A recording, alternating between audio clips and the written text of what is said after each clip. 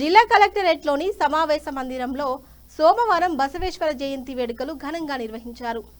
ఈ జయంతి వేడుకల్లో జిల్లా అదనపు కలెక్టర్లు వెంకటేశ్వర్లు, కిషోర్ కుమార్ పాల్గొన్నారు.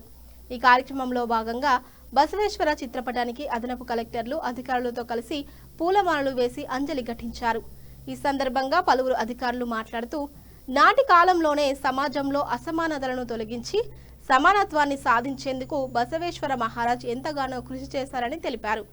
మహిళల హక్కుల కోసం, మహిళా వివక్షత నిర్మూలన కోసం పోరాడిన గొప్ప వ్యక్తి బసవేశ్వర మహారాజ్ అని పేర్కొన్నారు. ప్రతి ఒక్కరూ బసవేశ్వర మహారాజు అడుగుజాడల్లో నడవాలని సూచించారు. ఈ కార్యక్రమంలో జిల్లా బీసీ మైనారిటీ సంక్షేమ అధికారులు శ్రీనివాస్, మోహన్ సింగ్, పలువురు సంఘాల నాయకులు, వివిధ శాఖల అధికారులు, సిబ్బంది తదితరులు పాల్గొన్నారు.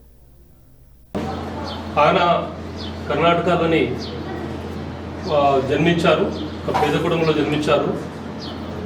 మొదటి నుంచి కూడా ఒక ఉన్నత భావాలు కలిగిన వ్యక్తి.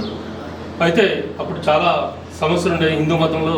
అంటే 1112వ శతాబ్దం అంటే ఇప్పటికి 700 సంవత్సరం, నియర్లీ చాలా కాలం గడిచిపోయింది. 1100 years 12వ శతాబ్దం. ఆయన విద్యలోని ఆస్థానంలో ఒక చేశారు. ముందు ట్రెజరీ అంటే బాండా గారి చేశారు. తర్వాత ఆయన యొక్క ప్రైమ్ మినిస్టర్ పదవి పొంది మంచి అడ్మినిస్ట్రేటర్గా పేర్కొన్నాడు. అంటే మొదటి నుంచి కూడా